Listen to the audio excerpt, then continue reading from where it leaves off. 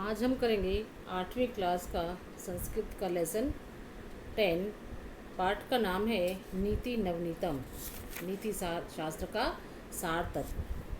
प्रस्तुत पाठ मनुस्मृति के कुछ श्लोकों का संकलन है जो सदाचार की दृष्टि से अत्यंत महत्वपूर्ण है। यहाँ माता पिता तथा गुरुजनों को आदर और सेवा से प्रसन्न करने वाले अभिवादनशील मनुष्य को मिलने वाले लाभ की चर्चा की गई है।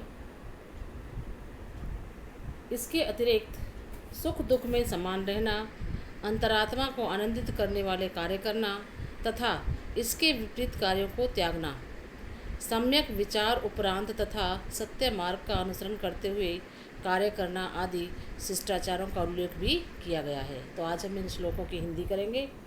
पहला श्लोक है अभिवादनशीलस्य नित्यं वृद्धोपसेविने चत्वारि तस्य वर्धन्ते आयुर्विद्या यशोबलम। अभिवादनशीलस्य प्रणाम करने के स्वभाव वाले की। अभिवादन क्या होता है? प्रणाम करना। शीलस्य मीन स्वभाव वाले की, तो प्रणाम करने के स्वभाव वाले की। नित्यम हमेशा। वृद्धोपसेविने संधि हो रही है यहाँ पर। वृद्ध है जमा उपसेविने। वृद्ध मीन्स बूढ़े बूढ़े जो होते हैं बड़ों की।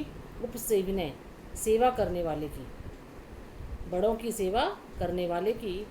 चत्वारी चार, तस्य उसकी, वर्धनते मीन्स बढ़ती हैं, उसकी चार चीज़ें बढ़ती हैं। कौन कौन सी चार चीज़ें हैं? आयु विद्या यशो बलम। आयु विद्या यश और बल, ये चार चीज़ें बढ़ती हैं। तो दोबारा देखो इसका।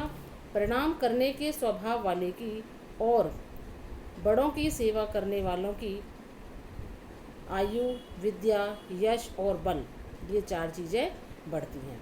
भाव क्या है कि जब कोई बड़ों की संगति में रहता है तो उसको ज्ञान की बातें पता चलती है, वह बुरी आदतों को छोड़ता है जिससे उसमें ऊपर लिखित आयु विद्या यश और शक्ति के चारों गुण आते हैं।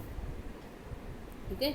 नेक्स्ट है ये माता पितरौ कलेशम सहिते संभवे नृणाम न तस्य निष्कृति शक्या कर्तुम वर्षस्तैरपि। यम मीन्स जो। माता पितरौ माता पिता, कलेशम कलेश को सहन करते हैं, दुख को सहन करते हैं। सहिते मीन्स सहन करते हैं। संभवे जन्म में, जन्म देते समय। नृणाम मनुष्य को जन्म देने और उसके पालन पोषण में माता पिता जो कलेश सहन करते हैं, मतलब दुख सहन करते हैं। न तस्य, न मीन्स नहीं, तस्य मीन्स उसकी, निष्कृति मीन्स निस्तार या बदला, शक्या संभव, कर्तुम हो सकता है। वर्ष शतैरपि, वर्ष शतै मीन्स 100 वर्षों में भी, 100 वर्ष के उपकार करने में भी पूरा नहीं हो सकता है, बदला उसका पूरा नहीं हो सकता है। दोबारा देखो कि मनुष्य को, कि यम माता पितरौ कलेशम सहिते संभवे नृणाम, कि मनुष्य को जन्म देने और उसका पालन पोषण करने में माता पिता जो कलेश सहन करते हैं, जो दुख सहन करते हैं, कष्ट सहन करते हैं, कलेश में यहाँ समझ आएगा कष्ट सहन करते हैं, उसका बदला 100 वर्ष के उपकार करने से भी नहीं हो सकता। दोबारा देखो इसको। यम माता पितरौ कलेशम सहिते संभवे नृणाम।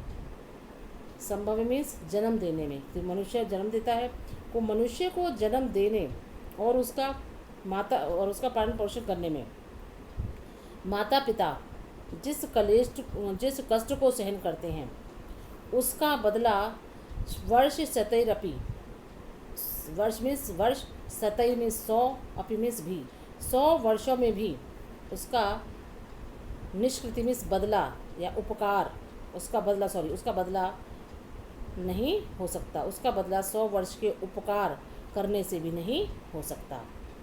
भावार्थ क्या है कि अपने पुत्र और पुत्री को जन्म देने और उनके पालन पोषण में माता पिता को जो कष्ट उठाना पड़ता है, उस उपकार का बदला वे पुत्र या पुत्री 100 वर्ष में भी नहीं चुका सकते, क्योंकि ये तीनों देवता स्वरूप हैं और उनका सदैव सम्मान ही करना चाहिए।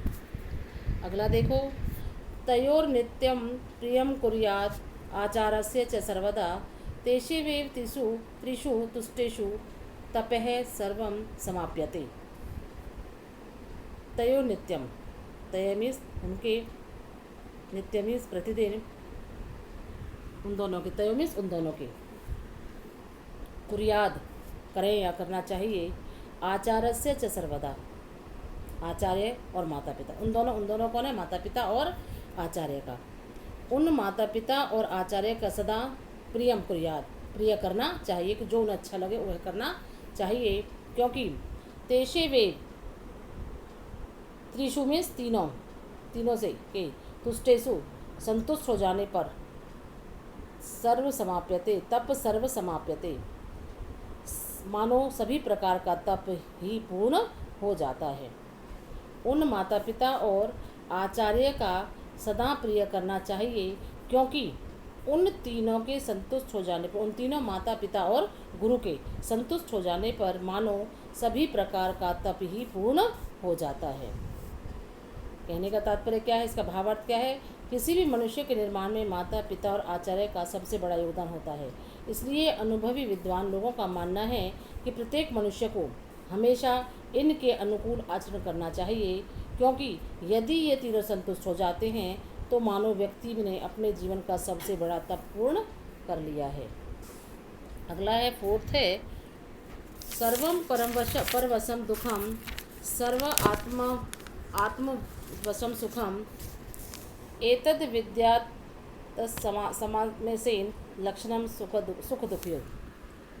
परवशम दूसरे के अधीन, आत्मवशम अपने अधीन, समासेन मीन्स संक्षेप में, विद्यात जाना चाहिए, सर्वम परवशम दुखम, इस संसार में जो जो वस्तु दूसरे के अधीन है, परवशम जो जो वस्तु दूसरे के अधीन है वह सब क्या है, दुखम, वह सब कुछ दुख का कारण है। और जो जो वस्तु अपने अधीन है, आत्मवशम सुखम, और जो जो वस्तु अपने अधीन है वह क्या है, सुखम, सुख देने वाली है, सुख का कारण है। इसलिए सुख और दुख का, सुख दुखियों, इसलिए सुख और दुख का संक्षेप में यह सामान्य लक्षण समझना चाहिए, विद्यार्थी जान लेना चाहिए, सामान्य जो लक्षण है उसको समझ लेना चाहिए। दोबारा देखो, इस संसार में जो जो वस्तु दूसरे के अधीन है वह सब कुछ दुख का कारण है, और जो जो वस्तु अपने अधीन है वह सुख का कारण है। इसलिए सुख और दुख का संक्षेप में यह सामान्य लक्षण समझना चाहिए। भावार्थ होगा इसका कि सुख और दुख का लक्षण बताते हुए कहा गया है कि पराधीनता का नाम दुख है और स्वाधीनता का नाम सुख है। प्रत्येक वह मनुष्य जो सुख चाहता है उसे अपनी स्वाधीनता की रक्षा के लिए सदा प्रयत्नशील रहना चाहिए, उसे कोशिश करते रहना चाहिए।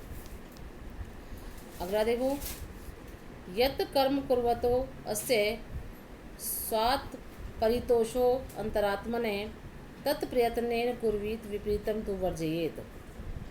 कुर्वते मीन्स करते हुए का, परितोष है संतोष, अंतरात्मने अंतरात्मा को मीन्स हृदय की, कुर्वीत करना चाहिए, वर्जयेत मीन्स त्याग देना चाहिए। यत् कर्म जिस कार्य को, कुर्वतो अस्य करते हुए, अस्य मीन इन, माता पिता की